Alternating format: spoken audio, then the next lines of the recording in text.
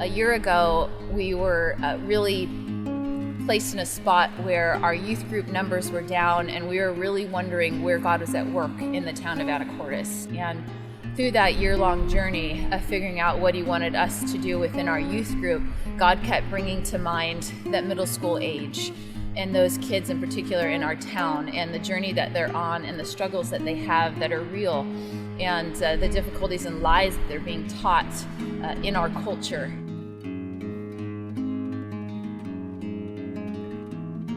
If we were to put on a summer camp, what would we do? We were going to have a meeting to brainstorm these things. We were looking at Pleasant Valley, Orcas Island, Quaker Cove, and some other sites, and it just so happened that the Sunday before our meeting was to take place, the new caretakers of Quaker Cove Campground happened to walk into our church doors and strike up a conversation with me.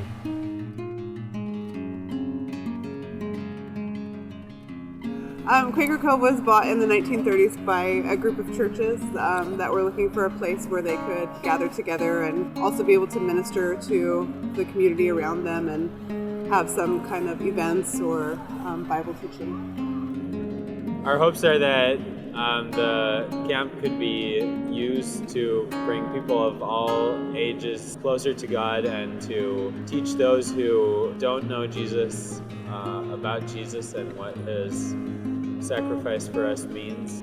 It's such an amazing place. Whenever I set foot on the grounds, I just feel God's presence so powerfully that it's hard to ignore.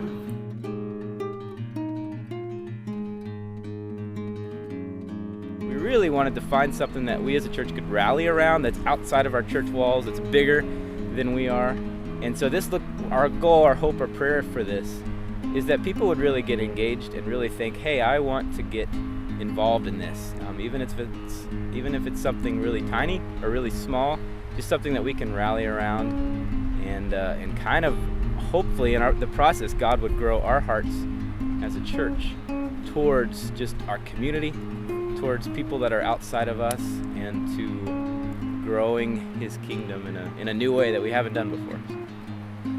This camp to me is one of the many ways God is at work in the lives of middle schoolers, and I think it's pretty neat to be able to jump on board and to be able to be a part of where God is working in Anacortes.